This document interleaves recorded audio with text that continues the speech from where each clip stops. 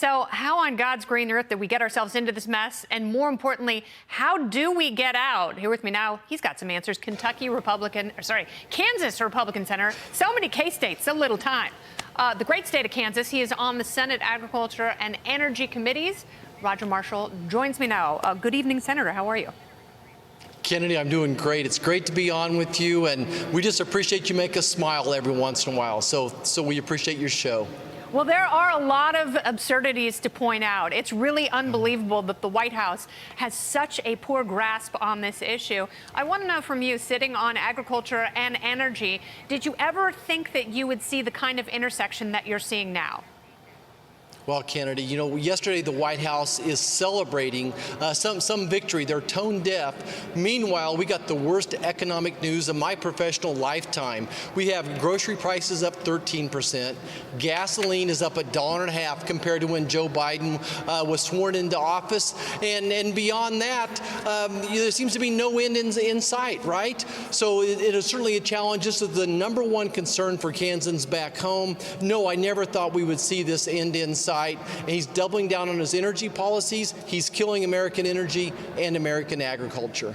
Yeah, and telling people it's all in their heads, all at the same time. His press secretary, pretty rich of her to say, hey, this is actually great news. The president has saved us from a global economic meltdown. But there are a lot of bad things to come if inflation keeps going in the direction it's been in. It is not transitory. And now we are going to see jobs and housing affected with these massive rate hikes. What are you expecting to see from the Fed? Well, that's a great question. I mean, there certainly is going to be 75 basis point. It could be 100 basis point. But at the same time, they're also doing this quantitative tightening.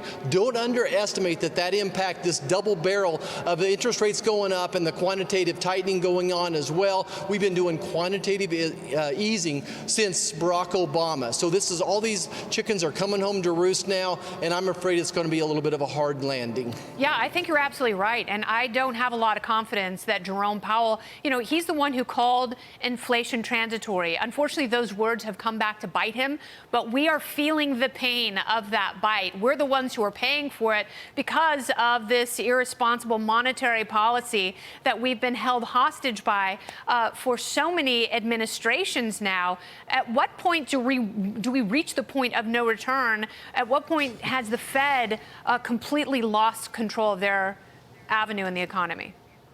Well, Kenny, that's a lot to unpack there, but we have a November election. Somehow we got to limp along until we get there. But Americans need to realize this inflation's not going away because Joe Biden's not changing any of his policies. He's continuing to make it hard to obtain American energy, to obtain natural gas, to obtain oil. He's making it hard for refineries to do their job as well. So there's no end in sight. He's making it hard for farmers to produce as well. Fertilizer prices have quadrupled.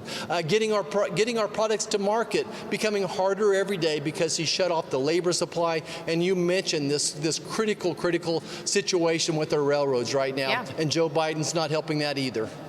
All right. Well, Senator Marshall, I mean, on the Energy Committee alone, watching the exports of liquefied natural gas out of this country that could be powering our cities, it has to be very frustrating. Do you think in the future you'll have more Republican friends in the Senate after the midterms?